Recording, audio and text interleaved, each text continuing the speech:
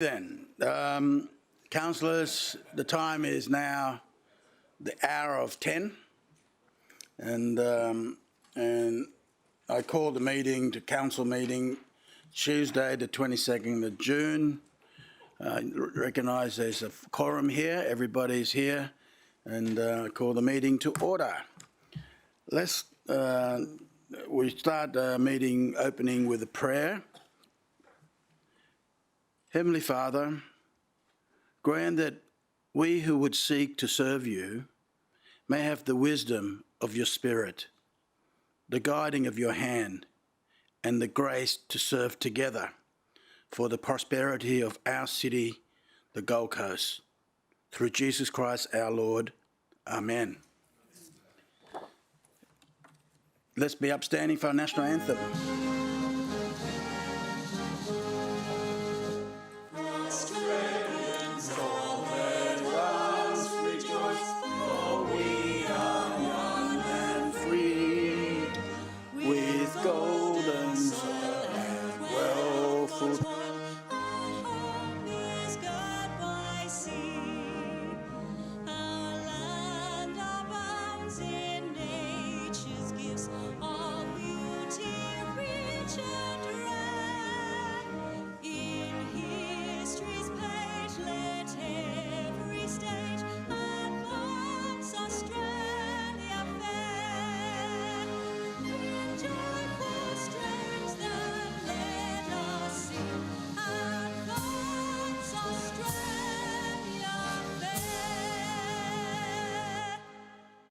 Please be seated.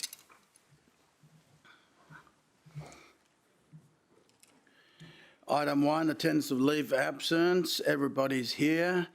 Item 2, condolences. I've got no list here. Has anyone got a late condolences? No. We go to item 3.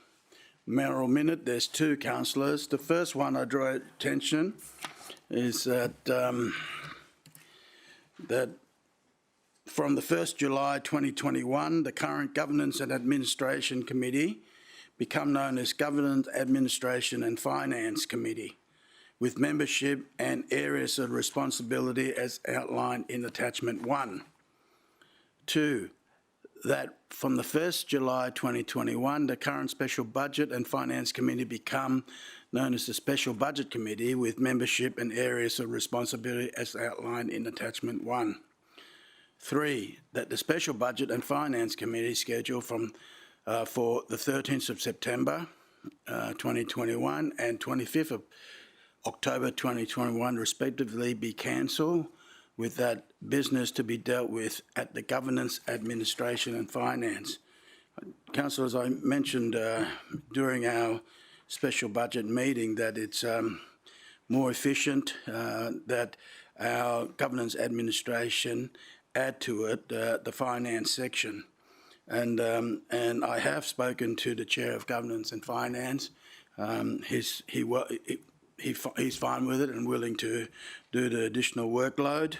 I've also added Councillor Pauline Young to this committee, as she's a member of Council's Audit and Risk Committee. It goes hand in hand, and I think for the finance part of our this committee would be well served if Councillor Pauline Young is added to that. Do we have anyone wanting to speak against the motion? Question, Councillor Gates. Thanks very much, Mr Mayor. I presume that rather than in other business as we have today, the financial forecasts will also go to the Governance Committee? I think so. Okay, thank you. Put the motion to you. All in favour, show of hands. Against, motion carry, unanimous.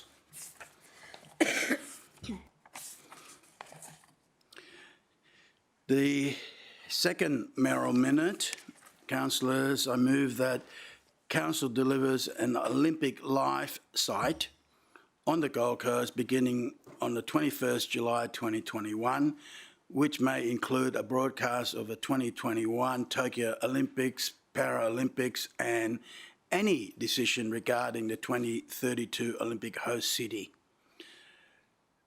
2, that the events be funded through existing events-based budget to a maximum of 275,000 from cost centres as on the screen. 3, that the acting Chief Executive Officer be authorised to make all necessary arrangements, including entering into contractual arrangement with Seven Network Limited and Australian Olympic Committee, Inc., to ensure the events can be delivered safely and successfully.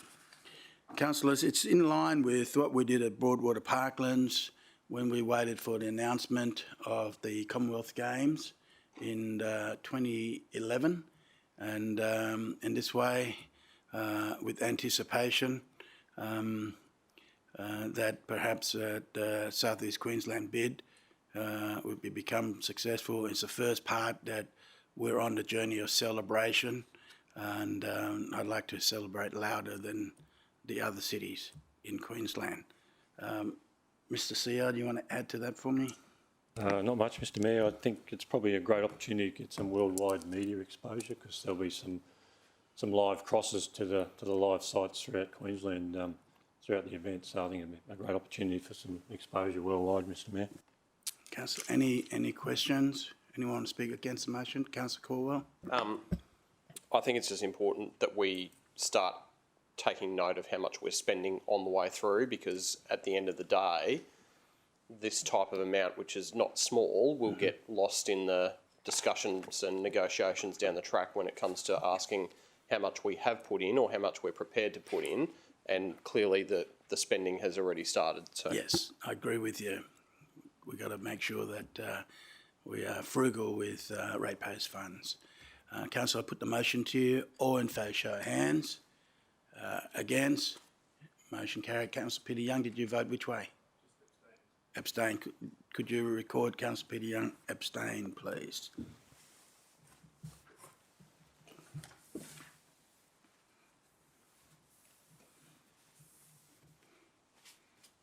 The coffee's very fresh. It's still alive. Confirmation of minutes, item 4. Any correction there, councillors, on the council minutes dated the 8th of June? Councillor Gates moved for adoption. Seconder, Councillor Caldwell. Councillor, I put the motion to you. All in favour, show of hands. Against? Motion carried. Mayor's report. It's not a very long one, councillors, regret to tell you that. And first item was the city citizenship ceremony. I have to say that it's one of the pleasure of being mayor of the city that that you can do the citizenship ceremony, and there were 2 held on the Wednesday the 9th of June, totalling 800 people. I think Councillor Castro, you were there, and your wife or partner? Julia was there, and the kids, and so they'll be able to vote for you now. Yes, that's it.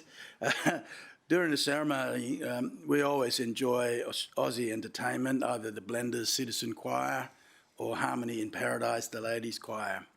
And it's one of those celebrations, you know, that's how our country was built by new Australians. Item 2, Australian Wallabies training camps. Well, they're here at they're calling it Wallaby Cove at Sanctuary Cove, and it'll be held over the next 80 days. They've got 7 separate camps there, and I would say this is part of the legacy benefit from the Gold Coast 2018 Commonwealth Games, and that's David Rennie, coach of the Wallabies, and yes, he said for me to stay on the bench, so not to run on. White Cloud Foundation, Boardies and Bubbles launched at Shuck in Tedder, and it's a Queensland-based not-for-profit organisation founded in 2011 by Professor Adam Scott, and 66,000 was raised at lunch. Its mission is to provide practical support, easy access to treatment and early intervention programs for people living with or at risk of developing depression in many forms. What was moving is that some people really gave their testimony, and you bring tears to your eyes. Some of the things that they went through, they share their journey, and which encourage people to go out and support. If you want to know more, just Google, where did I put it? Here we go, White Cloud Foundation. Next one, caught up with Richard Wilkins. He's a famous TV personality, Richard. Yes, you're right, he does not comb his hair. And as being a senior entertainment reporter with Channel 9, he absolutely enjoy our gallery, and I like the idea of spreading the word, and through Richard, he'll have some other ideas for our hotter, not just gallery, and also the amphitheatre. So I'll wait to hear more from Richard. Mob, Men of Business, thank you celebration in Southport. The event was held. It's a group of businessmen that support men of business, and the academy was born for boys who, let's say, are difficult, and it's all volunteers, and now they become a real school, and they get funding from the state government as a real school, and I thought, well, yeah, I'm gonna look at it. It's the latest. It looks clean. It's got the latest technology. It's got the gym, and top marks to everyone involved there. And I talked to some of the people, which I knew, but I didn't know they decided to do teaching, did their course, and they might be an optometrist or whatever field they're in, and yet they're in there doing their work in the teaching to the boys. And there's a lot of interesting stories which I'll share with you another day. Well, I would say I've asked that they come and speak at the next Mayor Safety Forum, because at our safety forum there we talked about domestic violence, and by the time the police is called, the situation's already gone over the cliff. There's already violence and bashing there. What they're trying to do is to teach young boys that domestic violence is not right, and they're in a home environment that it's the norm. And so we're trying to encourage and support through education to break through, to train them that it's not right for domestic violence. The second part to that, all the businesses that support this Mob Academy has also now, when the boys are graduated and taking their trade, has got employability. So I think someone was saying about 90% that come through has got jobs lined up. So there's hope for the boys, so that they don't have to go back into their home, which is and to break through there, that they can earn their own living and to have a different cycle. So I'm looking forward to learn more about it, and it would be a great franchise to have it in other location in Australia. Global organisation, GoPio. Dinner was held at SeaWorld Resort, and it's a global organisation of people with Indian origin. It's an international network, and the Gold Coast chapter was established in 2015, promoting well-being of people of Indian origin, enhancing cooperation and communication between PIO living on the Gold Coast and the wider Gold Coast community. What was fantastic on that night is truly a multicultural event. It wasn't just people with Indian origin, it was people from all over the world, and and to support each other. And you know, our heart aches with the COVID outbreak in India, how they really, the amount of death and has been enormous. It's curtailed a bit now, and so we look forward in the days where the borders, international borders, are open again, so that families can rejoin. There's a lot of Australian with Indian descent still in India. I think the last count was over 3,500, and we've got to get them back. All right. I move that Mayor's report be welcome and noted. Second, Councillor Gates. Put the motion to you. All in favour, show of hands. Against, motion carried. Clarification, Mr. CEO, you told me it's nil. Still nil. Business arising from the minutes, it's nil. Presentation, any presentation? No presentation. Nil. Conflict of interest, we have one here, Councillor Gates. Many thanks, Mr. Mayor. This is one that I wish to be involved with moving forward, that I've just been advised that an application has been lodged. And I wanted to make a declaration that in 2008, the civil engineer for the project provided me with a sum of $5,250. I have had advice from the city solicitor on this one, and it was recommended that I make the declaration, albeit the length of the time is significant and for consideration. So I put that forward for my colleagues to assess. All right. So a procedural motion is required. Anyone like to move a procedural motion? Councillor Tozer, thank you. Mr. Mayor, based on the information provided, I move that Councillor Gates may participate in the decision despite the conflict of interest. I think one of the standard reasons is that that decision making in the public interest will be advanced by her being involved, or be improved by having her involved. That's perfect. That's not exactly the wording, but it's pretty close. That's pretty good. Seconder, anyone? Councillor Pauline Young. Anyone want to speak against? Questions? Put the motion to you. All in favour, show of hands. Against, motion carried. Councillor Gates did not vote. Mr. Mayor. Huh? Division. Oh, division, that's right. Joe, what's happened here? No, that's, All in favour, show of hands. Councillor Tate, Councillor Peter Young, Councillor Hamill, Councillor Tozer, Councillor Taylor, Councillor O'Neill, Councillor Caldwell, Councillor Owen Jones, Councillor Pauline Young, Councillor Castro, Councillor McDonald, Councillor Bale-Lumsden, Councillor Patterson, Councillor Forster. Against? And please record Councillor Gates did not vote. All right, councillors, we now go to item 10, special budget. Councillors, I move that the minutes of the special budget and finance committee meeting held on the 17th of May 2021, and of course it was adjourned to 2024, 31st of May, 7th of June, 16th June. You've got the minutes there, covered by recommendation 1 to 14 be received.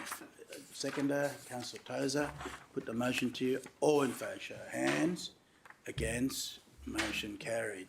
Councillor, any items you wish to deal separately? Can I ask a question? Question? So my question is that for those watching, the meetings were it started on the 17th of May, but we adjourned it every time. We're not required to name those other dates those meetings were held. No, I just thought I did it. No, I think it was important. I would hate to think that people who are watching today thought we only met on the 17th of May, because there was quite a lot of meetings covered by that special budget committee resolutions. Yeah. But it is that resolution covers every one of those meetings, doesn't it? That's correct. Thank you. That's correct, yeah. Councillor Caldwell? Mr. Mayor, I just wanted to deal with item, and I'm a little bit lost with the numbering, so item 10, on which appears on page 29 of the minutes, which is the items arising from the meeting on the 31st of May 2021. Okay. What page again? Page 29. 29. Okay. So depending Item on 10, how, yep. Yeah. depending on how you wish to handle the matter, Mr. Mayor, I'm happy to not speak to it. I just want my name recorded as per the minutes of the meeting. Okay, we'll deal with item 10, councillors. Who moved that? I moved. Councillor Gates, you second. You want to second that still? Sure. Okay. Put the motion to you, a division. Right? Yeah.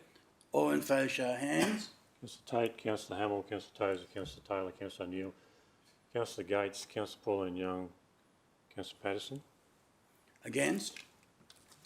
Councillor Peter Young, Councillor Caldwell, Councillor Owen Jones, Councillor Castro, Councillor McDonald, Councillor Bartolomson, Councillor Forster. Oh, is that lost? 8-7. Thanks. 8-7. In So- favour. In favour? The motion carried. Mr CEO? Okay, well, numbers? close one. Yep.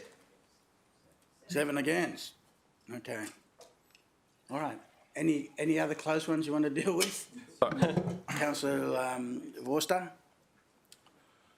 Thank you very much, Ms. Mayor. I just have a question of you, or perhaps through you to the acting chief executive officer. There is an interplay between this particular resolution and a subsequent resolution in the report, and it has an impact on a resolution to do with budget adoption. It's confidential, so I can't really be explicit around this, but I just want to get some comfort and confirmation that despite the decision that Council has arrived at following the adoption of this recommendation, that when budget is adopted, we're going to adopt the position that was taken on the related matter. In other words, we're not overriding a position that we've taken. Mr Mayor, in the minutes on page 35, we make it clear that when you've adopted the draft register of fees and charges, it basically superseded that. So unless tomorrow you make some other decision, Yeah. Yeah, that's the budget's based on those minutes. So on that basis, so. Thank you, Mr Mayor. I'm so comforted. Oh, so. all right. Well, any other items? Okay, so.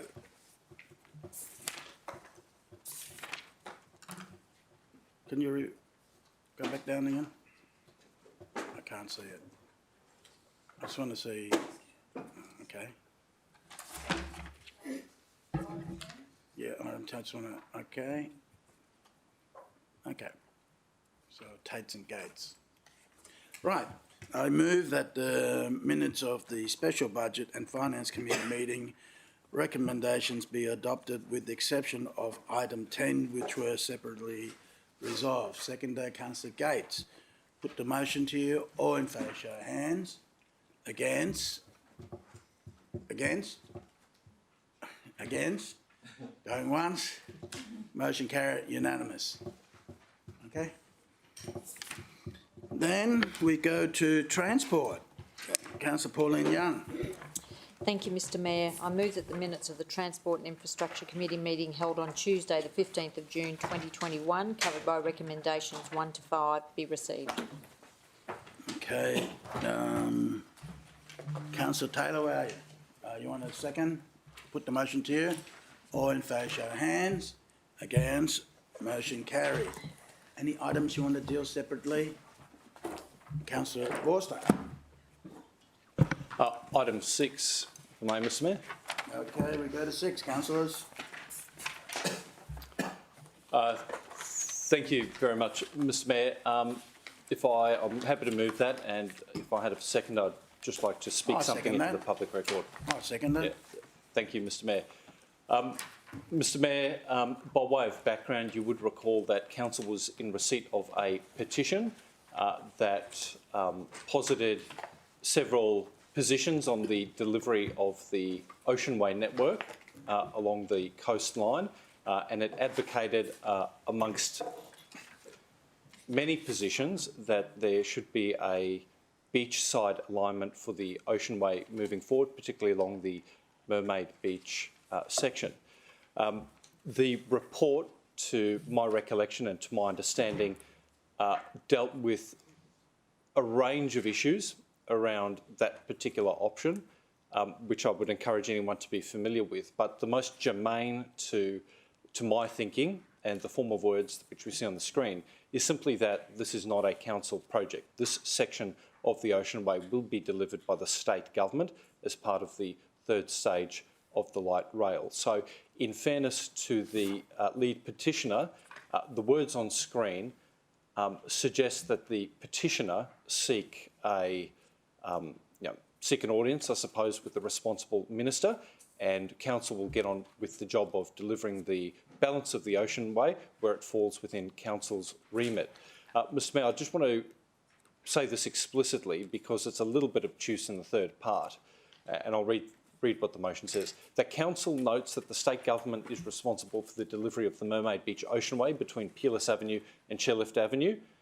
Restating council's preferred alignment is detailed in the Transport 2031 and subordinate plans. Now, just to be explicit, our preferred alignment is not along the beach, right? So if there are representatives of the state or representatives of the community who wonder what our position might be and don't have the time or inclination to consult with that strategy and the plans, I just want to be explicit. It's not along the beach. And if you hold a contrary view, the best use of your time is to seek an audience with the minister. Meanwhile, we'll carry on with the job of delivering the balance of the network. Thank you. Thank you. Anyone want to speak against? Then you don't need to close any further. Put the motion to you. All in favour, show of hands. Against? Motion carried.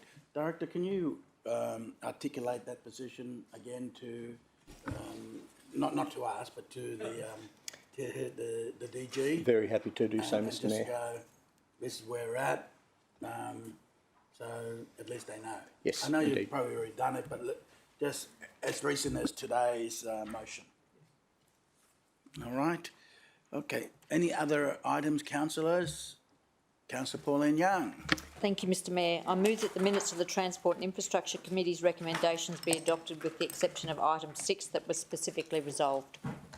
Okay. Councillor Taylor, seconder. Put the motion to you. All in favour, show of hands.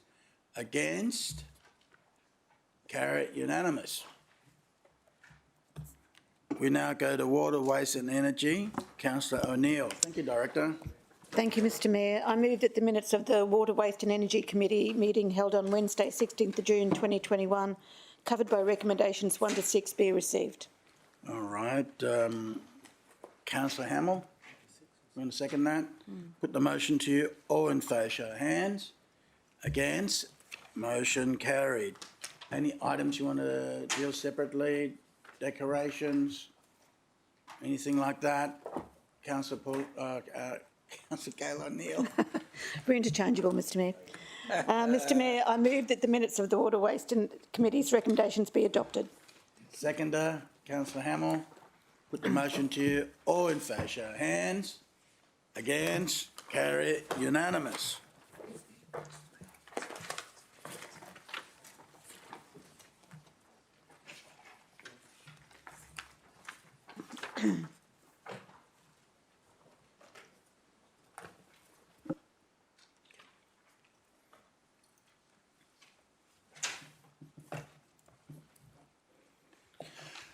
Right, we now go to economic tourism and events.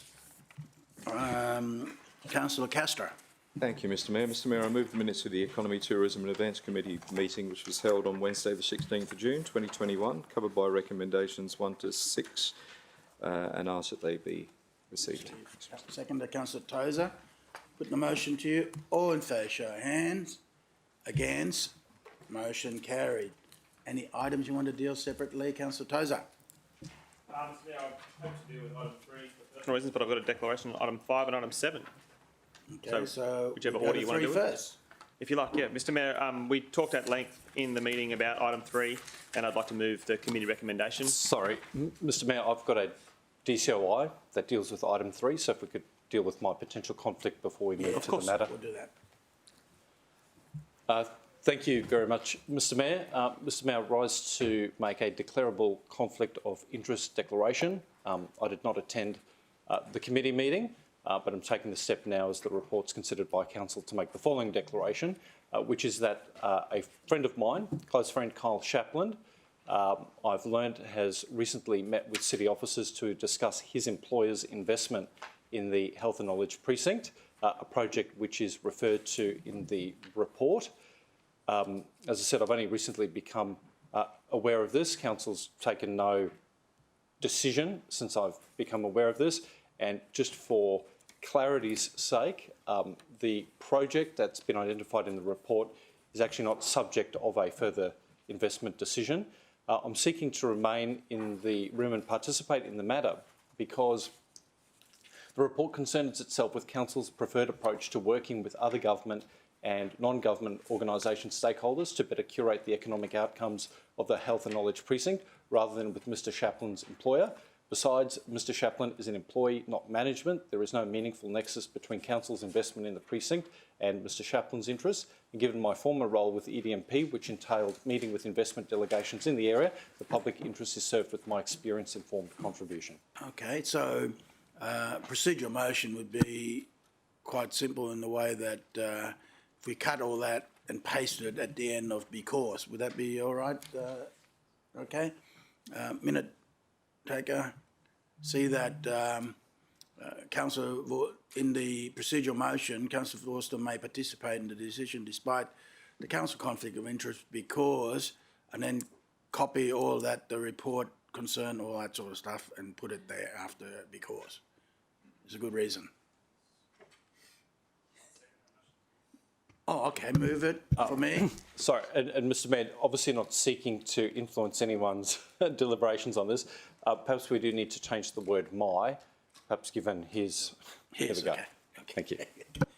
Second to Councillor Tozer. All right, that's a big reason there. Sorry, Mr Mayor, I thought that's what you were moving. Yeah, okay, we move. And second to Councillor Tozer. Anyone want to ask questions, speak against? Put the motion to you, or in favour, show of hands. Councillor Tate, Councillor Peter Young, Councillor Hamill, Councillor Tozer, Councillor Taylor, Councillor Newell, Councillor Caldwell, Councillor Gates, Councillor Jones, Councillor Pauline Young, Councillor Castro, Councillor McDonald, Councillor Bell Lumsden, Councillor Patterson. All right. Against, motion carried. Councillor Forster did not vote. Back to Councillor Tozer. Mr Mayor, there was some strong debate and informed debate about this matter at committee, and if it might be okay, at the time Councillor Patterson spoke fairly passionately about her involvement in that precinct being at her division. Might I let her open debate, and I'm happy to move the motion or second her motion if she chooses. What do you want to do, Councillor? Thank you, Mr Mayor. Who's moving it? You are? Again, you're the chair. I'm offering to Councillor Patterson you to want move. to move the motion? Yep. Okay. I'll second the motion. Second the motion and stand up and speak. Thank you, Mr Mayor. So the city's been supporting the Gold Coast Health and Knowledge Precinct for a number of years, and there were some rocky starts with that in our experience in terms of commitment from state level as well to that area. It's been a really interesting time for the Health and Knowledge Precinct, with companies across the world finding the city to be a very safe place. So now is not the time for us to take the foot off the pedal, and we are committing here and at a time to commit to our universities that we're there for them to continue to grow this precinct. Speaking against the motion? Okay, well, all right, I'll go to Councillor Gates. Ladies first. Thanks, Mr Mayor. I spoke against the motion as it currently exists at committee for the reason that COVID has presented new opportunities for the city. We have become a place of preference for not only business but for a large population movement to the north because of how well handled the COVID situation has been. There's no doubt that we back education through our investment in Study Gold Coast, which is really significant, and we have backed the Health and Knowledge Precinct for many, many years. I'm aware, as you are, that there were 322 exits from Griffith University in recent times, while they looked after their bottom line in ensuring that they were doing the right thing in response to COVID. in terms of staffing. Of those 322 exits, there were 200 professionals that exited the university. I note that in the recommendation, there is no funding from the state government for the project office on this occasion, and my feeling was that we could be partners and remain partners with our strong investment attraction program, which continues to attract business and jobs to the precinct without making this contribution.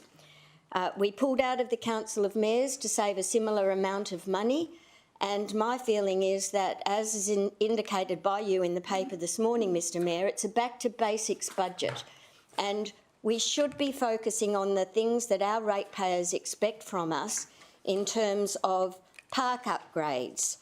There's not a park in Northern Gold Coast in the boundaries of Division 3 that is a destination park, and funding has been brought forward in this budget from a 10-year plan to a 4-year plan, but it's still going to take time to deliver the infrastructure that's necessary for East Coomera.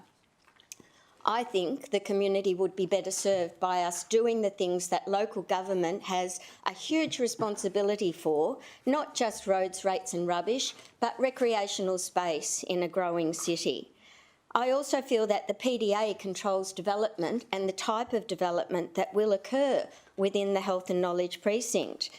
There was a memo that we were provided from Brian Case, which says it's not about the balance of land because, as spoken by the professor, the cohort's almost full. They've got huge interest in the land that's available, but Mr Case suggests it's not about the balance of land, but it's about the type of development that will occur on that land. Well, the PDA guides that. The state has control over that, and I'm just wanting to state the case that we want to continue supporting the operation of the project office, but I don't know why we have to contribute $350,000 a year to do that. There's a lot more that we could fund in local areas across the city for the benefit of ratepayers, and the project office, as we all know, has not delivered any significant wins for our city. On every occasion that we've got close, we've lost that opportunity to Brisbane, and I'm not convinced that that situation will change into the future. I hope that we can really ramp home the investment attraction funding and lead the way in that space as we have always done. Just on that, one of the key projects is the ADAPT building. I know that it's meant to start. Is there, Director, is there any progress to that, or is that just treading water? Because that's the one that will attract other health and knowledge investment in that precinct, you see? Through Like an anchor tenant. Yeah, through you, Mr Mayor, from what I am aware that has commenced and that is starting. I don't know if Richard or Joe can provide any further information there, but I know that they have started working on that. All right. Councillor Jones? No, I'm not speaking against or for, Mr Mayor. I'd like to propose an amendment. Amendment? Mr Mayor, the Director circulated an email on Monday afternoon, so I'm not too sure if everybody has received it, but there were some minor changes that were proposed, which I'd like to propose as an amendment, Mr Mayor. Okay. So, on the screen. Into the shortening of the agreement by a year, and then in what's up on the screen is 6, but would be 3. The splitting of A into 2 components. Mm-hmm. One being the recurrent funding of $250,000 per year to support the Gold Coast Health and Knowledge Precinct Project Office on the basis of the term of agreement is reduced to 3 years. And it enables the next council to consider its position regarding any further funding and resource support. And B, that the Health and Knowledge Precinct Project Office works closely with the City Economy Branch to secure investment in accordance with the Council's approved investment attraction program and guidelines. And 4, that the council approves a budget allocation of $100,000 to the Strategic Priorities Reserve to be utilised for potential investment attraction projects in accordance with the council's approved investment attraction program and guidelines. Okay.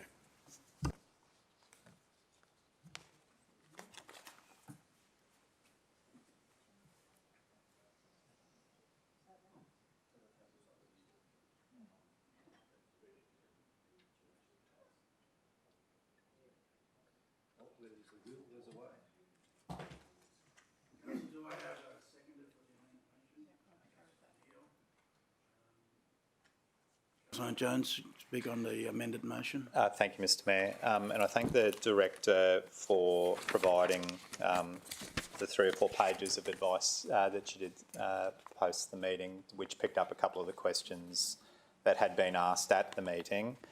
Firstly, I think that the entire council has been committed for a very long period of time to the Health and Knowledge Precinct. It was originally a much larger area and then contracted around the investment that the state government has largely made in regards to the hospital and that and the games village and the results that happened after the 2018 games. And it's been successful in the context that at the presentation that we received, it was pretty clear that there weren't that many available blocks left. So we did turn our mind to what happens in the future and how do we curate that precinct as opposed to be directly involved in investment attraction. And one of the points that the Director has made is the last point, that that basically says that should all of the outcomes be achieved in the next 4 to 5 years, then the partnership focus will move more likely to move to an ongoing precinct management role, one in which the city role will still be important, but it has significantly reduced financial costs to the city. So I think as we transition from the investment that we've made in the partnership towards the future, shortening that period and allowing it to be a decision of the next council makes sense to me, Mr Mayor. And then we're allocating the same amount of money, we're just putting the $100,000 into the Strategic Priority Reserve, which gives us just that little bit more control. And I think that that's not an unreasonable position to land at, Mr Mayor. Okay, speaking against the amended motion, Councillor Tozer.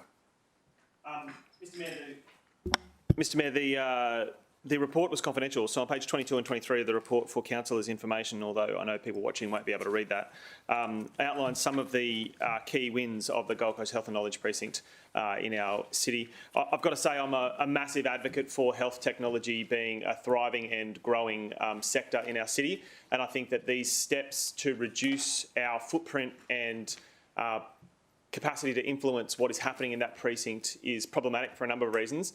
I'm actually, the second part of the amendment, Mr Mayor, I'm not particularly opposed to, given Director Swain's advice to the council, but I am very concerned about the drawing back of 1 year.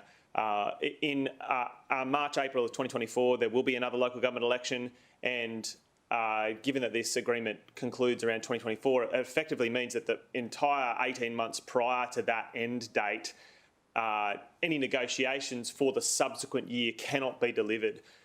Most of these negotiations have a tenure or have a duration that, progresses well before the actual results are delivered or the tenancy commences.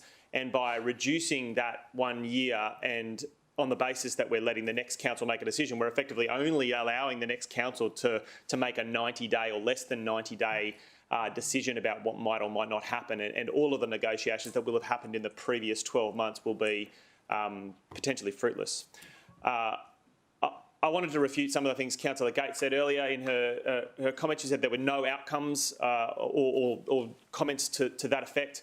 I just can't see that being the case. I think that there's been actually quite a lot of excellent outcomes in that precinct. I don't think it is a core business of the Gold Coast, but I think it should be. And for us to be serious about moving the Gold Coast Health and Knowledge Precinct and our health technology sector forward, we must stay in that conversation. Being in the room and in that table and actually contributing these funds are centrally important to us helping influence what is happening there. Frankly, for the same reasons that Councillor Gates perhaps doesn't quite trust the state to to prioritise the interests of the Gold Coast over any other area of the state. Their responsibility is to the whole state. It makes no sense for them to favour one city over another. I want them to favour the Gold Coast, but for us to be in the room and for us to be have a vested interest in advancing that and influencing those outcomes, I think we need to be contributing this and being a partner to the full extent of the terms that are set for us, which I think is 2025. 30th of June 2025, which I think is the original resolution. I don't think this amendment in its fullness is the right way forward. I hope that councillors vote against it and that we can go and adopt a resolution after this amendment fails that accommodates A and B separated, but still allows the next council a proper full 12 months to potentially see that agreement through. And I have full confidence that over that fullness of time, we may actually end up seeing full capacity in that precinct and a new sector thriving and growing at the time that we do exit the agreement with all the stakeholders together. Anyone want to speak for the amended motion?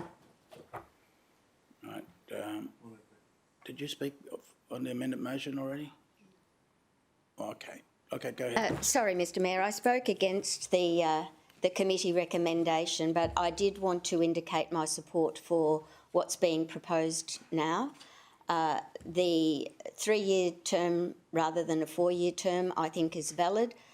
My points earlier were that we still have a vital interest in this precinct. We would always have a seat at the table. It's our city and we will always have a seat at the table, just as the state government does, without making a funding commitment. But I didn't want to look like a turncoat when I support the amendment, but I will be supporting the amendment because it's a better outcome than the other motion, in my view. Okay. I go to Councillor Patterson to close. Correct. You don't have to speak. It's up to you. Thank you, Mr Mayor. I am content with the amendment. I would have thought that it would be useful to have that extra time frame rather than having the experience of being a new councillor and having something of this significance on your desk within weeks of being in the job. I did think it made more sense for it to be as it was. However, I'm content with this as a way forward so that we can commit and we can be there for the Health and Knowledge Precinct. Okay. All right. The debate's closed, councillors. I put the amended motion to you. All in favour, show of hands. Against? Sorry, could you record my name in the negative, please? Wait a minute. I'm still counting against the amended motion. 3, 4, 5, 6. Right, the amended motion now becomes the motion. All right. Mr Mayor, could you record my name in the negative for the amendment, please? Could you record Councillor Tozer in the negative? And Councillor McDonald and Councillor Bowden-Lumsden. And so, Councillor Owen-Jones, is your motion. Thank you, Mr Mayor. I'll just speak briefly to the changes, but only in the context that I think that the whole city is behind the Health and Knowledge Precinct. What we need to do is make sure that we're spending our money in the right place at the right time. There are only a certain number of blocks that remain available, and they are the vendor of those blocks is the state government. I think that when we started on this journey post the decision to make Parkwood the Commonwealth Games Village, there was a deep concern at the time that some of those sites would actually be used for big box retailing, whether or not it's Dan Murphy's or a Bunnings, and that indeed would have been a fruitless exercise. It would have given the state a very short candy hit of some dollars in the till, but it would not have provided the white collar professional jobs that we're looking to get out of the Health and Knowledge Precinct. So now that we're at the stage where there are only 3 or 4 sites in that precinct left, we need to be pivoting towards what the future looks like. And I think the fact that we are staying in the room until June 24 with a funding agreement gives us options to look at how we continue a different partnership agreement after 2024. So, Mr Mayor, I think that it's important for us to remain an active player in that area, but it doesn't necessarily mean we need to match the state dollar for dollar in the curation and investment in their own responsibilities. Okay. Anyone speak against the motion? Then Councillor Owen Jones, you don't need to close further, do you? Okay, put the motion to you. All in favour, show of hands. Against?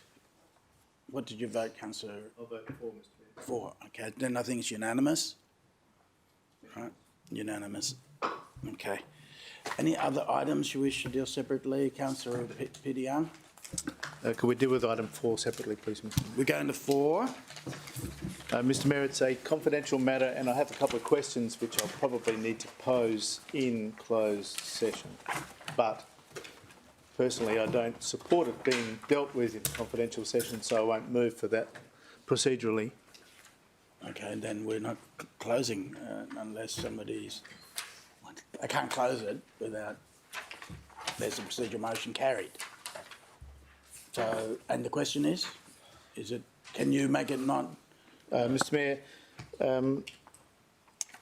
one of the reasons given for this to be considered in closed session is that it concerns the local government's budget, but there is no actual costing identified, and so my first question is, what is the actual cost of the program?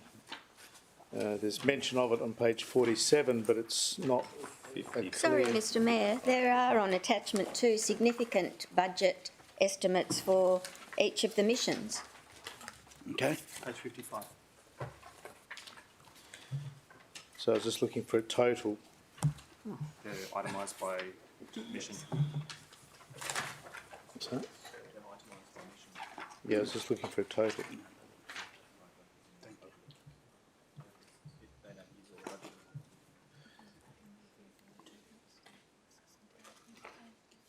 So, Mr Mayor, thank you. I was looking for a total. There's a whole page of figures there and I could add them up.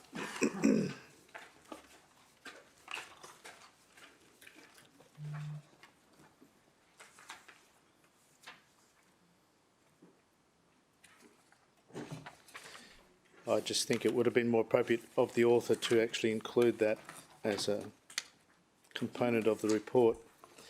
Mr Mayor, I'm supportive of the objectives of the international trade missions. My second question, if you don't mind, is in regards to your participation, which is intended to be at least 5 missions, from my understanding, from New Zealand in August through to, Russia, London, Birmingham, Dubai, Switzerland and London again in March next year. So my concern is about COVID, and of course this entire program is subject to whatever international restrictions and considerations there need to be. But Point of order, Mr Mayor.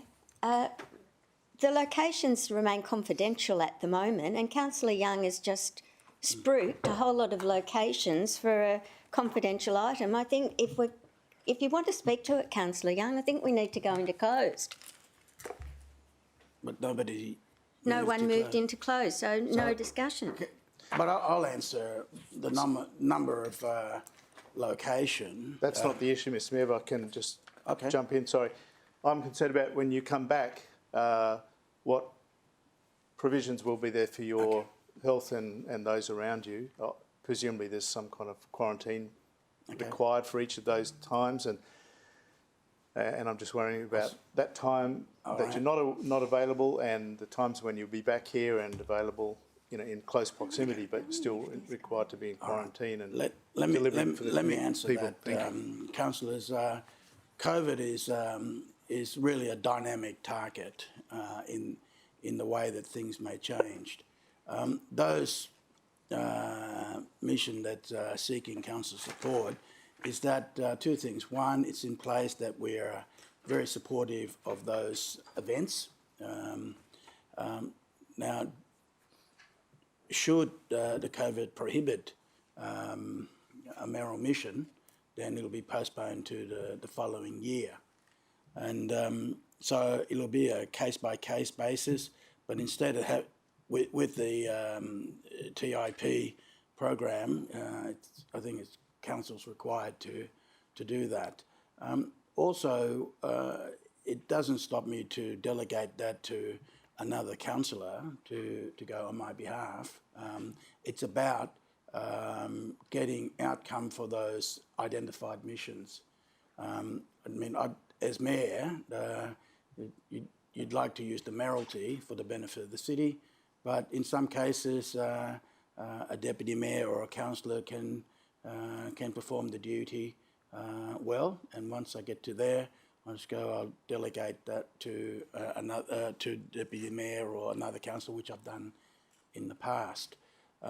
So, councillors, I'd say to you that with the COVID, that's if you go there, like the Prime Minister, he went across to the UK. Now he's quarantined, which is correct. But I have confidence in our deputy mayor, and together, if the deputy mayor is not available, Councillor Caldwell and Councillor Vorster to take up the acting mayor duty. I always said that when I had the Islander, I talked to the chef and I said, look, the marker of a good chef is not how much the kitchen operates.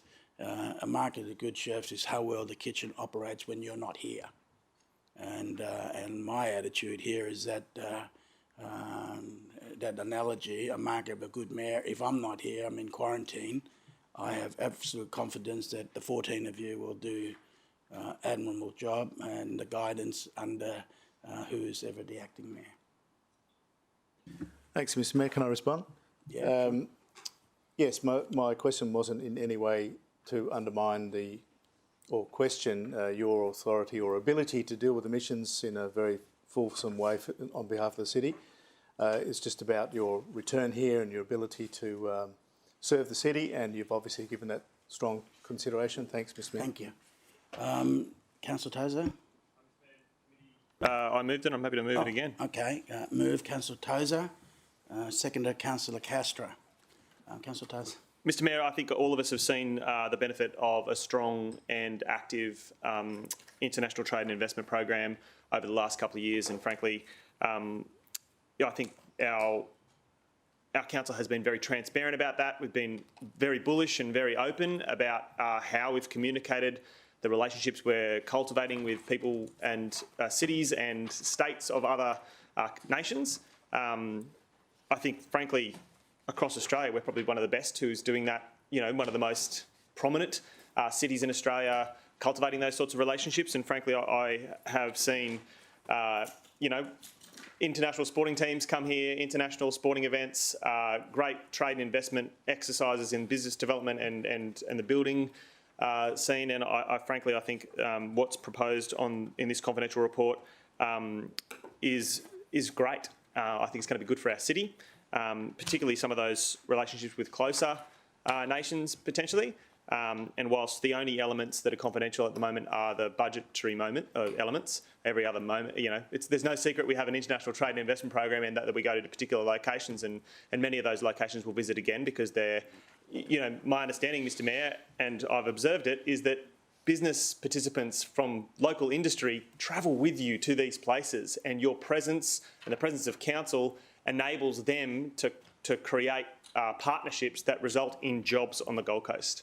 And I think whenever we look at this, it looks like perhaps it's a member of our council potentially visiting another nation. But frankly, some of the trade missions we undertake involve only business people. Sometimes they involve you, but I know that every time we've done that, we've created partnerships and friendships and relationships that have resulted in local jobs and local economic impact, and that's really important to our city. So I hope our councillors do support it today.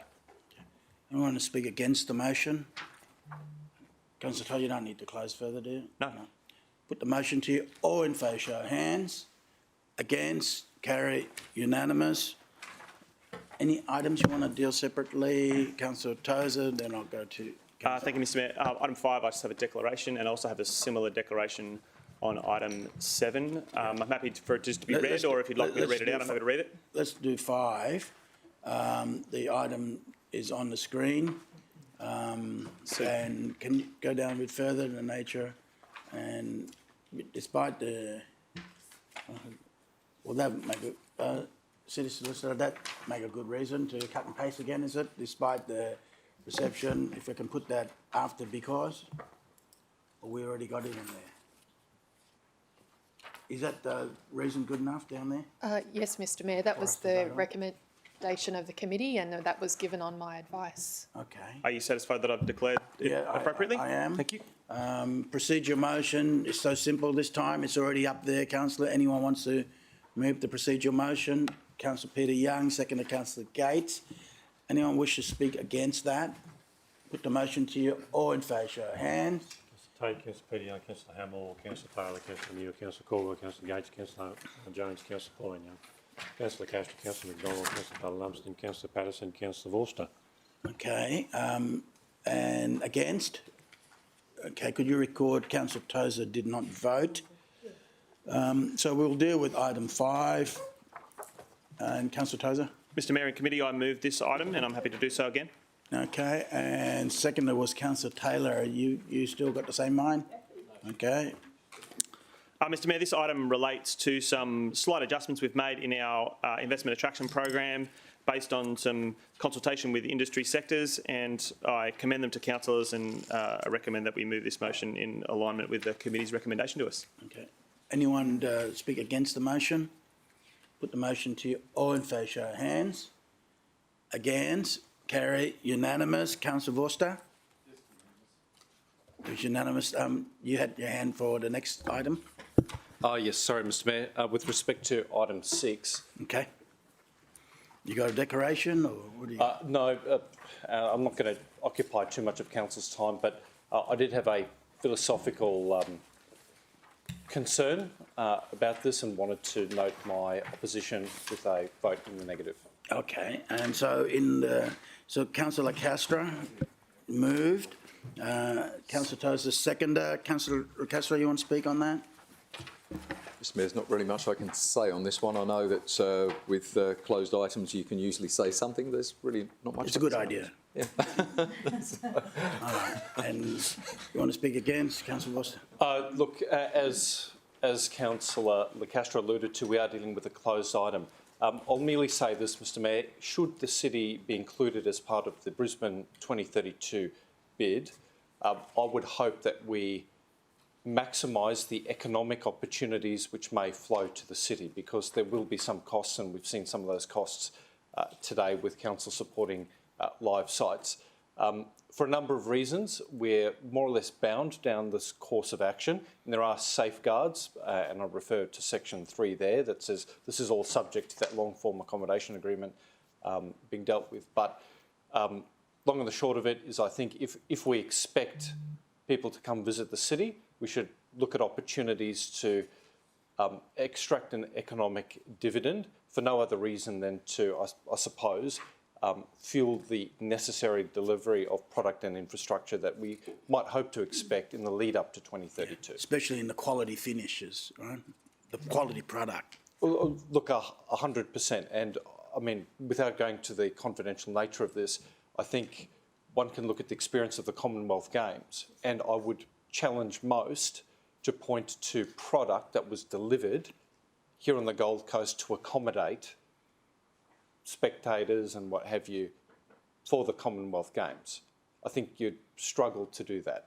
And yeah, so I'll leave it at that. I don't want to stray into confidential matters, but that's my concern. Okay, Councillor Castro, close. Okay, put the motion to you. Item 6, councillors, all in favour, show of hands. Against? Motion carry. You would like the recorded, councillor? In the negative, thank you. In a negative. Anyone else? No? Okay. 6 is done, and Councillor Tozer. Mr Mayor, the declaration I made for item 5, I also need to make for item 7. Okay, we go to 7. Same thing? If you're comfortable with it being tabled as per I'm happy with that. Yep. Councillors who moved the procedural motion, Councillor Peter Young, seconder, Councillor Gates. That's right. Anyone speak against the motion? Put the motion to you. All in favour, show of hands. Councillor Tate, Councillor Peter Young, Councillor Hamill, Councillor Taylor, Councillor Neal, Councillor Caldwell, Councillor Gates, Councillor Jones, Councillor Pauline Young, Councillor Castro, Councillor McDonald, Councillor Butler-Lumsden, Councillor Patterson, Councillor Vorster. Okay. Against? Motion carried. Councillor Tozer did not vote. Councillor Tozer? I'm happy to move the item and speak to it if you wouldn't mind, Mr Mayor. All right, move Councillor Tozer. Seconder, Councillor Owen Jones.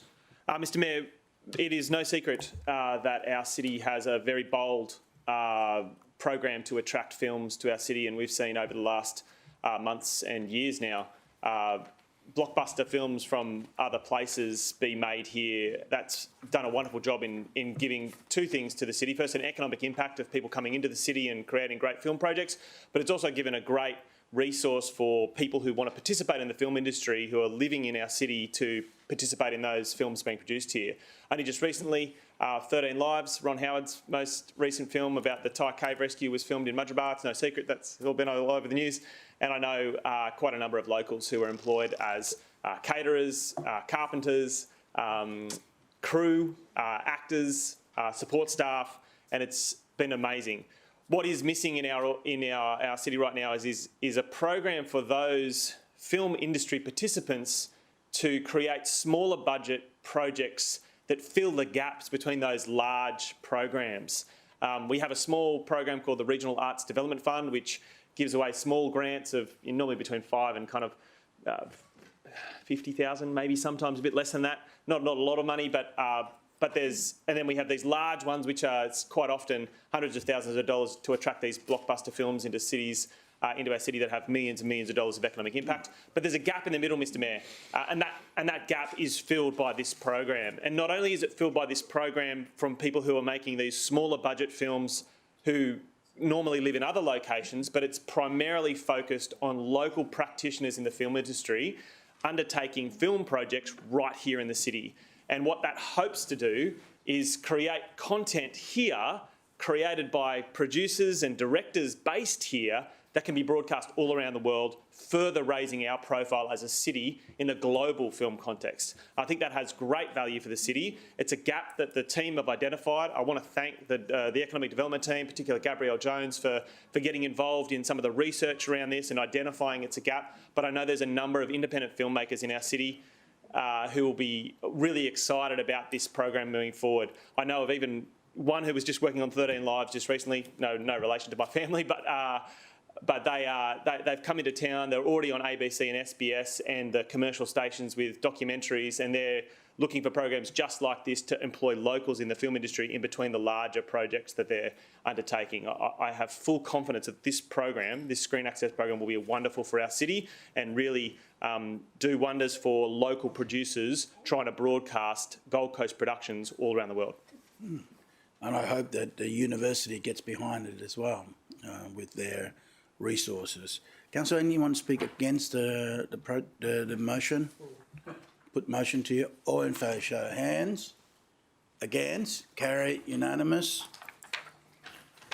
Any other items you want to deal separately, councillors?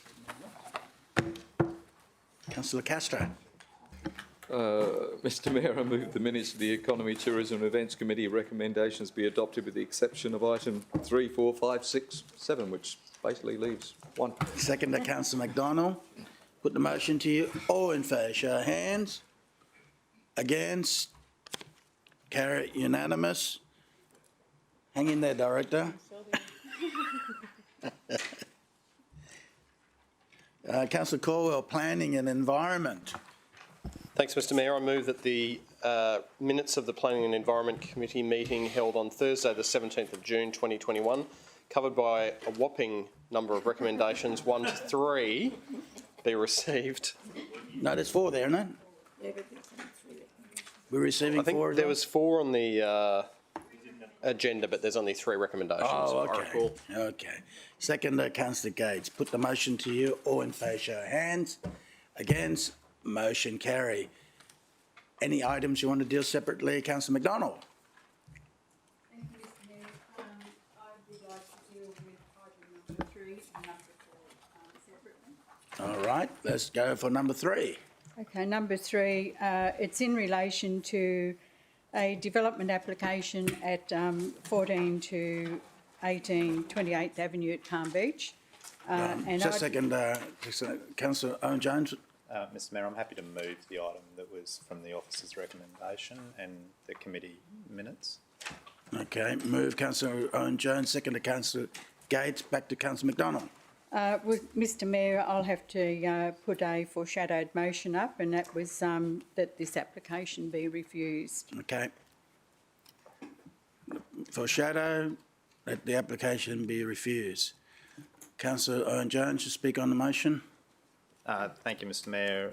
We raised some questions at committee in regards to the code accessible application, but Mr Mayor, very broadly, the site since 1993 has envisaged that there would be both height and density, and that is effectively what's been applied for, and the officers have recommended conditions that are both relevant and reasonable in regards to the project, and that's what the recommendation of the committee was, Mr Mayor. Okay, speaking against the motion.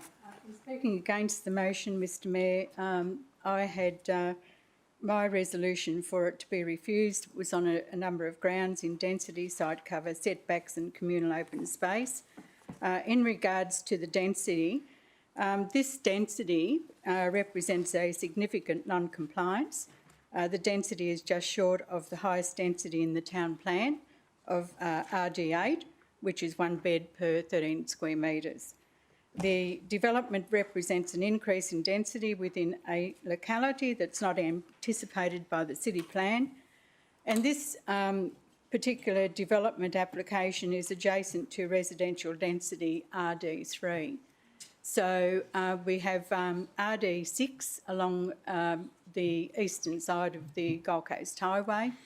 This is the western side of the Gold Coast Highway, and it goes down to RD3 that's next to it. It's just over the road from this particular application. With the communal open space, the applicant is putting in 298 square metres, and the acceptable outcome was 1,564 square metres. The site cover is on page 150 of the agenda, which is 55.8. It is the acceptable outcome is 50%. And on page 142, in relation to setbacks, we have the table there, Mr Mayor. This particular development will have 45 apartments and 91 beds. So, Mr Mayor, I cannot support this application because the bulk and the scale of the proposed building would be detrimental to the residential amenity and character of the locality, even having regard to the future intended increased medium density built form, and the impacts of approving developments of such overbearing form would be likely to amount to an undesirable local development pattern. And we're seeing that happening, and especially now with the development applications that are coming in with 2, 3, 4 times the density that now are getting to residential density 8, which is the highest in the town plan in the city. Thank you, Mr Mayor. Okay. Just a second, I have a question. Director, could you address some of the issue raised for me? Because I'm sure you would have addressed them. Through you, Mr Mayor. Thank you. I haven't seen these grounds, so just in going through the items that Councillor McDonald has just raised. Thank you. Item 1, as we know, the proposal would result in unacceptable overdevelopment at the location, and item 2, which stating at the moment that it will fail to satisfy the acceptable outcomes. As we know, with the performance-based planning scheme that we have, it's a code accessible application, so the applicants and the proposals have an opportunity to assess against other provisions within the planning scheme, which is what the officer's assessment has focused on. In this case, it has focused on that next part, which is part 3 of the resolutions, or the foreshadowed motion on the screen there, which officers are saying it does comply with the city plan and the provisions there, and particularly for 6.2.2, and it's talking about the location to public transport, employment concentrations, and also the capacity of infrastructure, which we have assessed with our internal networks, and that has been deemed acceptable. Caitlin, our assessment officer, who did a great job on this one, she did assess a lot of those points and did address those at committee last week. So. Okay. Councillor Tozer, you had a question? Yeah, Mr Mayor, my question actually relates to, throughout the report, there is this situation where an acceptable outcome isn't proposed by the applicant. And so instead of assessing the application against assessable outcomes, it's assessed against performance outcomes. And if you could go, if you wouldn't mind scrolling back to the table, this table, I'm trying to just wrestle with one example, which is the communal open space. That seems almost 1/5 of the acceptable outcome. Just for my benefit, how can I reconcile the officer's perspective that a performance outcome has been delivered at 1/5 of the acceptable outcomes space? And the page that I'm kind of referring to is around 174, 175, and I've read it, but it seems incredibly subjective. And it occurs to me that as we're considering this application and the performance outcomes being assessed by an officer, that as elected officials expected to also interpret subjective performance outcomes, it's incumbent upon us to just assess why 1/5 of the acceptable outcome is acceptable under the performance outcomes. Director? Through you, Mr Mayor, Councillor Tozer, if page 173 of the report does talk to the communal open space, so we can see what we have is the acceptable outcome, which is the more quantified the numbers that are in that third column of the table there. If the applicants aren't meeting that with their proposals, they would then go into the performance outcomes. You can see it is a lot more broad, Councillor Tozer, and the statements there. So it goes from A to H. Officers have then undertaken that assessment against that. So one of them would be number A is accessible, usable and safe. So then officers go through that and do an assessment against that.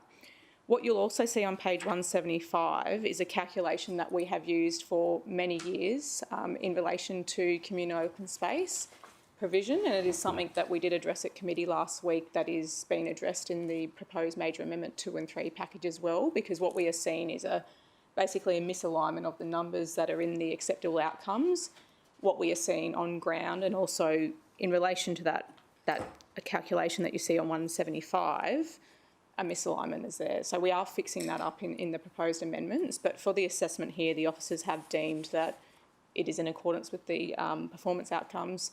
Absolutely accept that planning is sometimes very subjective, but with these they are pretty straight and pretty clear, so I'm comfortable with the assessment there. So can I follow up a question? Yeah. So again, I accept that answer, and I think that helps me out by directing me to those pages. But the acceptable outcomes seem so strict, and yet the performance outcomes do seem so subjective. When we do adopt these next, you mentioned in your answer the city plan amendments. Is it 2 and 3? Do those changes that we're considering separate to this application, it occurs to me that we're not lawfully obliged to consider this application against what we're thinking about doing in City Plan Amendment 2 and 3. We're really bound to the current city plan in front of us. But if we are to think about the way the city is moving forward in City Plan Amendment 2 and 3, is the acceptable outcome likely to reduce significantly or increase? And to what extent? Through you, Mr Mayor, Councillor Tozer, I'd have to take it on notice for the exact square metres, but it does reduce the amount. But the way performance-based planning schemes are structured, and if we go to the Minister's rules and guidelines for the structure of city plans, is you always have a more broader performance outcome with a more quantified acceptable outcome. So that is very standard with planning schemes across Queensland. And that is obviously how we have drafted any future amendments and this city plan version that we've got here as well. Councillor Jones. Can I ask 2 questions to the Director? The first one is, do the recommended conditions comply with the performance-based outcomes in the table? Mr Mayor, Councillor, are you meaning the recommended conditions of officers? Yeah. Yes, we believe that the plans do comply with that. So it complies with the city plan, not the future city plan, but the current city plan, Mr Mayor. And then the second question was one that was asked at committee, and that was in regards to refusal based on density. Has the city ever had any success in refusing anything based on density? Through you, Mr Mayor, Councillor Jones, I don't believe so, and we did speak about that afterwards with Councillor Caldwell as well. What we did talk about at committee was generally if we have the setbacks right, the built form provisions right in the city plan, everything moves into that building and we should be pretty comfortable. So generally in a court setting or an appeal setting, if they are referring to density, they will then go back and look at the actual built form outcomes and if that's acceptable, and that's typically why it's not necessarily always a point that's objected. Go to Councillor Owen Jones to close. Oh, go, sorry, Councillor Caldwell. Yeah, look, I just wanted to make one brief contribution, and that is to, when you look at that table up there, you can see that the setbacks are actually compliant with the AO, which is the stricter of the two columns, if you like. So it's complied with the AO, but it's, even in doing that, it's pushed it outside the site cover by a small amount. So one metric is actually still the result of the compliance with another one. And I just wanted to draw some attention to the communal open space, which I accept on paper it looks like there's a huge shortfall, which there is. But to give that some context, the 1,564 square metres is the equivalent to 1.25 Olympic-sized swimming pools of recreational area. Now, the reason we have performance-based planning is because we just need to cast the common sense view of the world over that to say, is that actually deliverable for this site in our city at this time in this location for this number of residents living on the site? And the officers in their assessment have determined that what's been put forward by way of 300 square metres, which includes a yoga lawn type area, is actually going to be a better use of the site for this particular application. So the reason we have the performance-based planning is to see whether or not what's proposed is actually meeting the performance requirements of the development for these residents and for our city. And so just to give that some context, we can see that the amount of recreational open space being 1.25 Olympic-sized swimming pools is actually greater than the entire site that we're talking about, which makes it virtually impossible to deliver. So we just need to cast the common sense rule over these things to make sure that we're getting the right outcomes. Anyone speak against the motion? Councillor Tozer.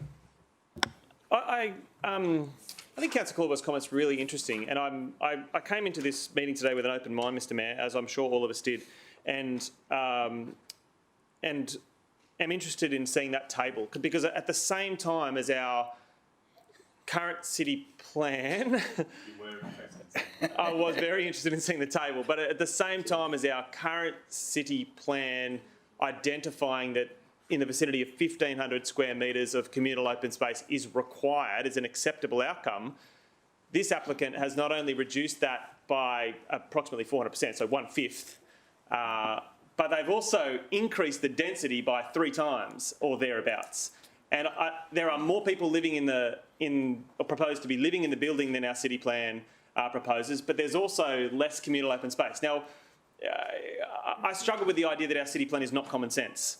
I think previous councils determined the city plan that we are considering today, and the suggestion that they didn't have common sense because 1,500 square metres was the communal open space, I think is problematic for a lot of reasons, effectively suggesting that elected officials aren't using their common sense when it comes to acceptable outcomes. And I think sometimes we do kind of use, maybe I'm making an extrapolation of what was said, but I think it's problematic to say that. What I do think is that the applicant has ambitiously proposed almost a tripling of bed density in this building at the same time as only proposing 1/5 the communal open space. And frankly, that is not a message that we should be sending to any member of the public or any applicant that that's generally acceptable. We do need to adjust our city plan to make it more common sense, perhaps. But what we have right now is a message we are sending, well done, Sue, a message we are sending to applicants that this is the kind of thing that is okay. And until we have made the necessary amendments to our city plan, in amendments 2 and 3 that the Director mentioned before, we need to send a message saying that it's not okay. It's not okay to increase density by 3 at the same time as reducing communal open space by a proportion of 5 or thereabouts. It's not okay. We can't let it be okay, and frankly, I think we should actually refuse this application. I'm convinced by Councillor McDonald's argument based on that table today that we should refuse it, despite the advice that we've received about having not been successful on refusing these in court before. This is not okay, and we need to make sure we do better. And if we haven't done better yet, we need to adjust our city plans so we can do better, and we can stand on the adjustments that we've made to performance outcomes and acceptable outcomes, and the inconsistency between the two to do better for our city, and also send a clearer message to both the public and the development industry that we need to do the right thing. Councillor Owen-Jones to close. Thank you, Mr Mayor, and I'll close not in regards to the foreshadowed motion, but in regards to the motion that's actually before us, and that is to approve something that actually does comply with the city plan. It doesn't comply with the acceptable outcome, but it does comply with the next 2 higher levels of assessment, which is the performance-based outcomes, and even above that is the strategic outcomes. So, Mr Mayor, at the last round of council, this council voted 14-1 to approve a code-assessable application of the same height with 185 units in an area at Hope Island, which is designated for the same type of density. So we can't cherry pick the bits of the plan that we like or don't like. We actually have to follow the plan. So, and the plan cannot be read at a low level and just accept that if it doesn't comply with the acceptable outcomes, it is therefore not complying. That's just the first gate.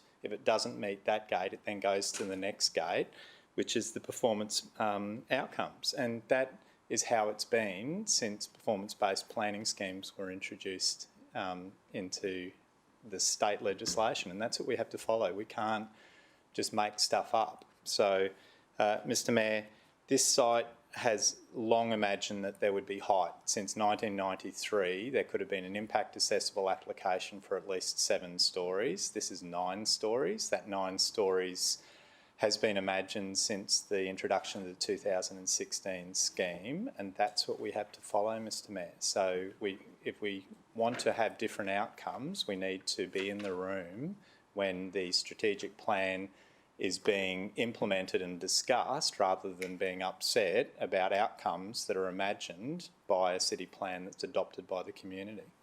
Okay, the debate's closed. Mr Mayor, I just want to make a clarification.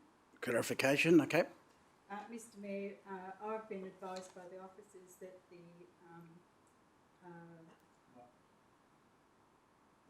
there was the AOs and POs were, I've been given a list that weren't met. So all the performance-based outcomes weren't met. And also, Mr Mayor, it's in height, not in stories. And in fact, I have council documents here to say that 29 metres, which is in this particular area, is actually 7 stories, not 9. Okay. Debate's closed, as I said, and I put the motion to Division. you. All in favour, show of hands. Councillor Tate, Councillor Hamill, Councillor O'Neill, Councillor Caldwell, Councillor Gates, Councillor Jones, Councillor Pauline-Young, Councillor Castro, Councillor Patterson, Councillor Vorster. Against? Councillor Peter Young, Councillor Tozer, Councillor Taylor, Councillor McDonald. Motion carried. Oh, Councillor Bartle-Lumpson, sorry, Mr Mayor. Still carried. Any other items you want to deal separately? Councillor McDonald, item 4. Mr Mayor, I'd like to move the committee recommendation. Okay. And in saying that, I'd just like... I'm happy to second it. Second, Councillor Vorster. Go ahead. I'd just like to thank the officer, Darren Wright, who wrote this report in relation to the noise and vibration guidelines for the city. As we know, and it's not only been Palm Beach, but it's been from Coolangatta right through the city, where residents adjoining construction sites have been impacted by basement construction piling. And I think that this could go a long way in assisting those adjacent property owners. So I think this is a step forward with this particular guideline that's in place. And I do thank the City Planning and also the officer who put, this has been going now for probably 18 months, I suppose. So I'd just like to say thank you for this. I'm sure it's going to be welcome not only by the residents of this city but also from the industry. Okay. Is that a question, Councillor Worcester? No, it's not a question, Mr Mayor, but I think there's I think there's an important caveat on what Councillor McDonald has said, and it's captured in part 2. So I raised my hand looking for an opportunity to put that important facet on the public record, but it's obviously up to you to decide whether I get that opportunity. Okay. Speaking against the motion? Okay, Councillor Worcester. Thank you very much, Mr Mayor. At committee, this item actually received quite a lot of debate, and good debate. In fact, it was more of a discussion. And one of the points that we arrived on is that we have assembled as a committee and working with city officers what constitutes industry best practice, but it's practice, it's not industry requirement. And the step that committee took was to add a part 2, which was not originally part of the officer recommendation. And it reads as follows: that the City provide a copy of this report and guidelines to the Department of Housing, Public Works and Energy for consideration during any future update of the relevant building codes. I think it's really important as we manage expectations in the community to make the point that Council has done absolutely everything it can to deal with this issue. But if residents and the Palm Beach community and coastal communities are interested in putting Council in a position where we can begin enforcing these best practices by way of a development approval condition, then it requires the state government to come to the party. So we'll do that as a council, and any concerned pockets of the community should be doing the same through their local state MPs' offices. Thank you. Okay, thanks for that. Speaking against the motion, Councillor McDonald, you'd like to close? No. Councillors, I put the motion to you. All in favour, show of hands. Against, carry, unanimous. Councillor Caldwell. Thanks, Mr Mayor. I'm happy to move that the minutes of the Planning and Environment Committee's recommendations be adopted, with the exception of items 2 and 3, I think it was. 3 and 4, is it? 3 and 4. 3 and 4. Be adopted with the exception of those items 3 and 4 that were separately resolved. Okay, second to Councillor Gates, put the motion to you. All in favour, show of hands. Against, motion carried. Councillors, thank you, Director. We're up to governance administration. Councillors, do you want to have a break or you want to keep going? Keep it going, everyone? All right. So, Councillor Jones, keep it going. Thank you, Mr Mayor. I move the minutes of the Governance and Administration Committee meeting held on Thursday the 17th of June 2021, covered by recommendations 1 to 11, being 12 items, be received. Second to Councillor Patterson. Put the motion to you. All in favour, show of hands. Against? Carry. Any items separately, Councillor Jones? Not from me, Mr Mayor. All right. Councillor Vorster. Thank you very much, Mr Mayor. I had a question pertaining to item 11. It won't require us to go into closed session, but it's most appropriately, I think, answered by the Director for Planning and Environment. Okay. Good. Calling Director for Planning and Environment.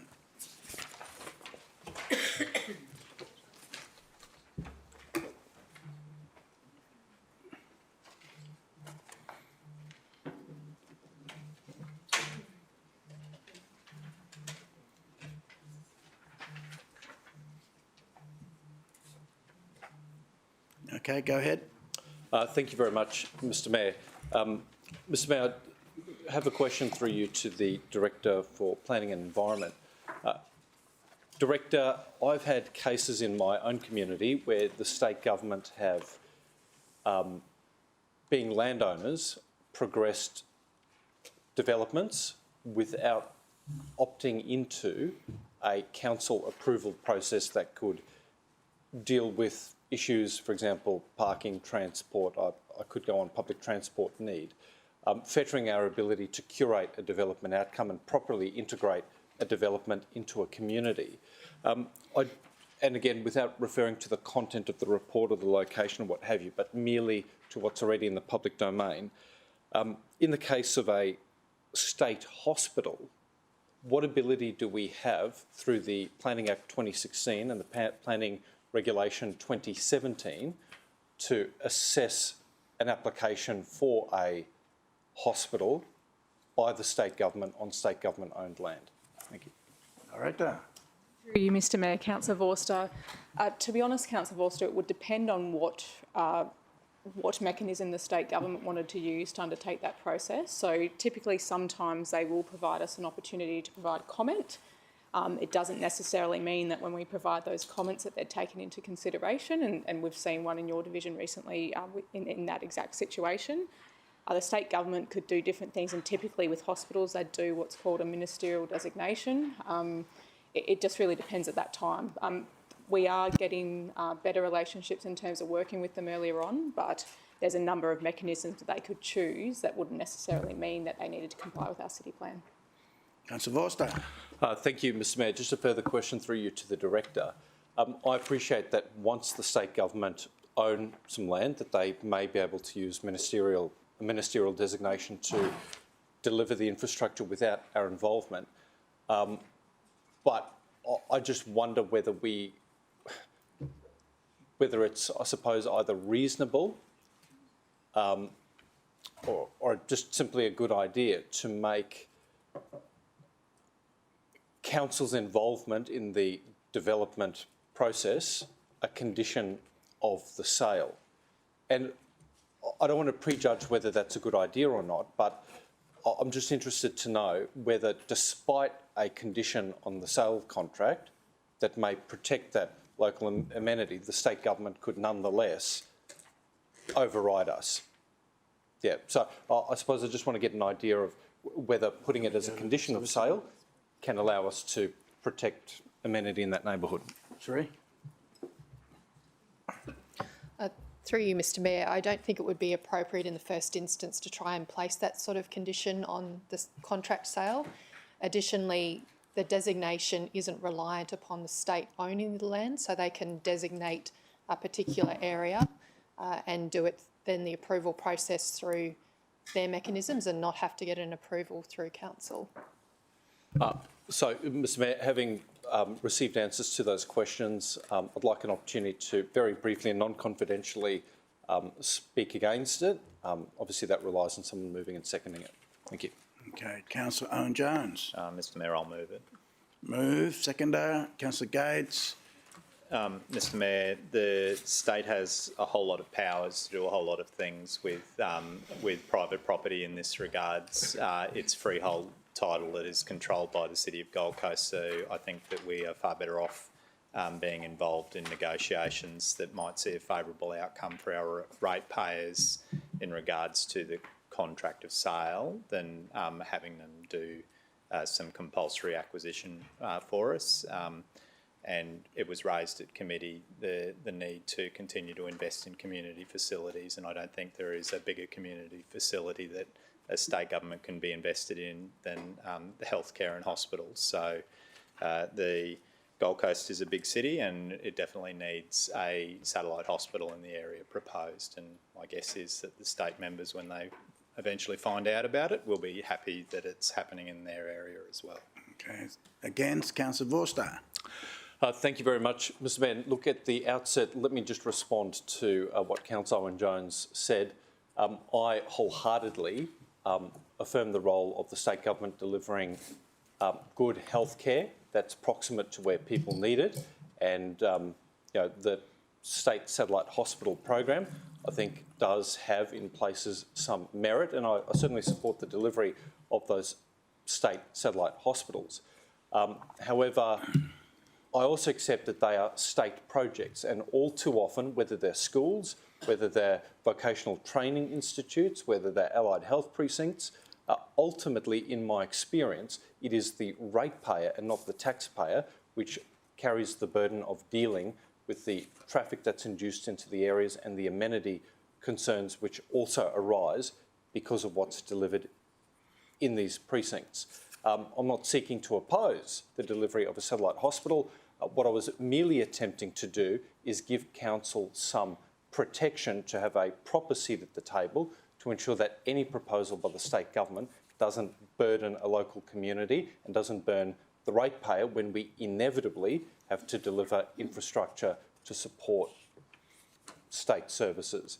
And I could point to lots of examples in my own community, but I won't, because I think anyone living with a growing school in your own divisions will plainly understand that this does not come without cost. And it just would have been good to condition a future development approval to have the state carry those costs. Thank you. Councillor Jones, you'd like to close? Okay. Put the motion to you. All in favour, show of hands. Against? Carried. You want to record it?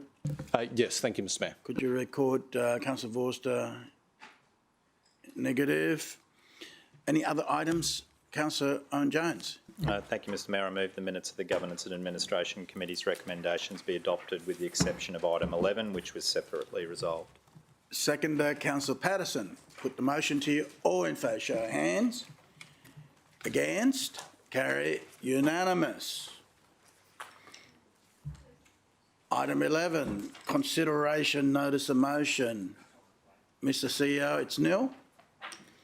Then we move on to number 12, question on notice. It's nil. Presentation petitions. Councillor Lacastro. Thanks, Mr Mayor. Mr Mayor, I have a petition here. It's about 350 names on it. It's from residents in the Boonaroo area objecting to a subdivision at Lot 1, Bradstone Road, Carrara, for a whole host of understandable reasons. So I'd like to refer that to the relevant committee, which I think will be Councillor Caldwell and co. Okay. Who Move will handle it very, very well, I'm sure. Lacastro, second to Councillor McNaughton. Put the motion to you. All in favour, show of hands. Thank you. Against, motion carry. Any other petitions? Done. General business. Any general business? Nil. Other business? None yet. Other business, 15.1. Let's go to 15.1. Oh, very good. Any question on 15.1, councillors? Someone like to move? Move, Councillor Owen Jones. Seconder, Councillor Tozer. Anyone speak against? You want to close? Put the motion to you. All in favour, show of hands. Against? Carried. Let's take it up a notch. 15.2.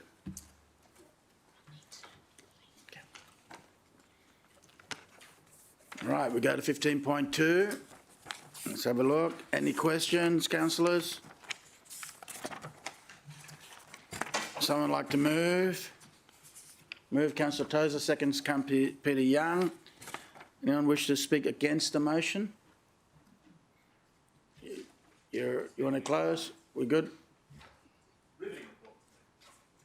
Put the motion to you. All in favour, show of hands. Against? Motion carried. We're going to 15.3. Okay. Move. Procedural motion, okay. Or a declaration.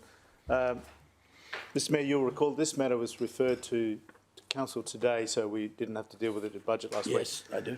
And the item is in relation to community grants, and there's an application being submitted by the Nerang Community Association, who are auspicing the Nerang Celebrates Christmas event this year, and I'm a personal friend of 3 members of the committee of the Nerang Community Association, and so I'm making the declaration appropriately, and I'm seeking Council's consent to stay in the room and vote on the matter. I'll just add, if I can, Mr Mayor, Rank Community Association itself is not the organiser of the event. It is one member of an organising committee, and historically this money's been provided to them. Okay. So should we just cut and paste the reasons there? Solicitor? Through you, Mr Mayor, I think the reasons provided by Councillor Young are appropriate if council is happy with those. Okay. Paste that. Councillor Tozer? Move, Councillor Tozer. Second, anyone? Councillor Vorster? Anyone want to speak against? Put the motion to you. All in favour, show of hands. Against, motion carried. Councillor Peter Young did not vote. Any other decorations? Supposed to do a vision. Oh, division again. Here we go, show of hands. Councillor Tate, Councillor Hamill, Councillor Tozer, Councillor Taylor, Councillor O'Neill, Councillor Caldwell, Councillor Gates, Councillor Owen Jones, Councillor Cashter, Councillor McDonald, Councillor Bartle-Lumsden, Councillor Patterson, Councillor Vorster. So you got me? Yes, Mr Mayor. Against? Councillor Peter Young did not vote. Any other decorations? I move the recommendation. Seconder, Councillor Gates. Anyone speak against the motion? I close the debate. Put the motion to you. All in favour, show of hands. Against? Motion carried, unanimous. 15.3 is done. I go to Councillor Gates for late condolence. Thanks very much, Mr Mayor. I have scant details on this one, but I'm certain that everyone will want to have this condolence moved on behalf of one of our employees.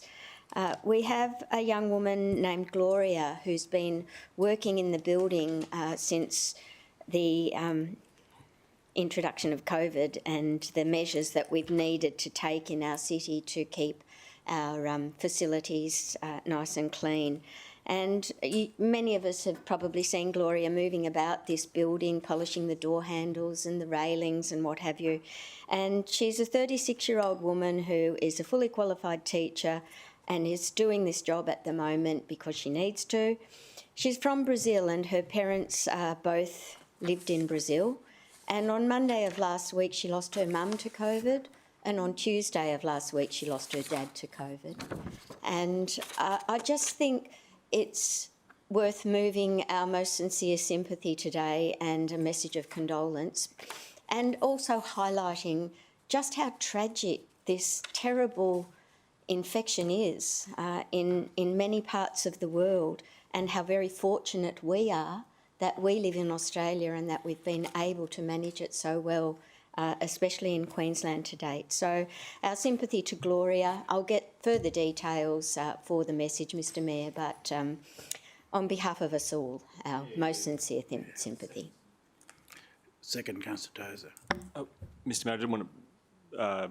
Gloria has been... I've had a number of conversations with her. I think her actual family are Colombian, but I'm not positive about that. But my PA and Gloria speak Portuguese regularly in the office, and it's been very sad to see her. All right, well, we'll fill out the final details. It's very sad, you know. Put motion to you. In favour? Against? Motion carried. Who wants to sign? All of you? Oh, Prince, yes. Anyone don't want to sign? All right, all of us. Okay. Oh, what a finish on today. All right, councillors, there's no other condolences, is there? Nothing else? Meeting closed, 11:48. 49. Ticked over.